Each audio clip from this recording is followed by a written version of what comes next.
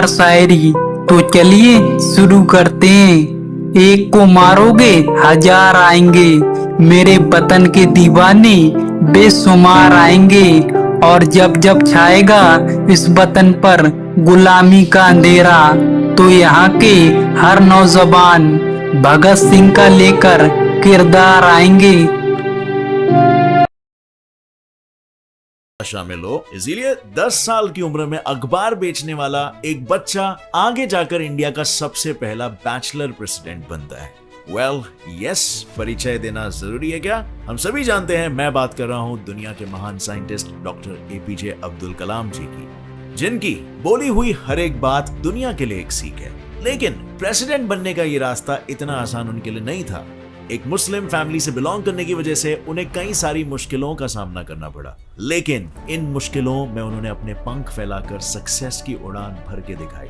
सिर्फ सक्सेस की नहीं, तो इंडिया के कई मिसाइल्स और प्रोजेक्ट की उड़ान का भी वो कारण बन सके। तो कैसे उन्होंने इन सारे हालातों का डट कर सामना किया और कैसे लोग उन्हें इंडिया का मिसाइल मैन कहकर पुकारने लगे, इन्हीं सारे सवालों के जवाब और एपीजे अब्दुल कलाम की जिंदगी के कुछ माइंड ब्लोइंग किस्से मैं आज आपको सुनाऊंगा in today's video titled biography of doctor APJ Abdul Kalam. If you want to shine like sun, first burn like sun। दुनिया को ये सिखाने वाले इस सूरज का जन्म 15 अक्टूबर 1931 में रामेश्वरम के एक तमिल मुस्लिम फैमिली में हुआ था। पेशे से उनके पिताजी जैनुल आबदीन एक नाव चलाने वाले थे, जो हिंदू तीर्थ यात्रियों को रामेश्वरम की सैर कराते थे, और उनकी माँ आशी अम्मा एक हाउसवाइफ थी। वैसे तो उनका घर छोटा था, लेकिन परिवार बड़ा था। घर में 4 भाई और एक बहन थी, जिनमें अब्दुल कलाम जी सबसे छोटे थे।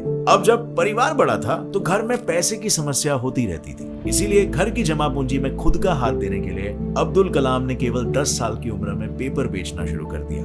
लेकिन क्या ये सिर्फ एक ही रीजन था इस काम को करने का? वेल नहीं, उन्होंने इस काम को भी सोच समझ कर चुना था।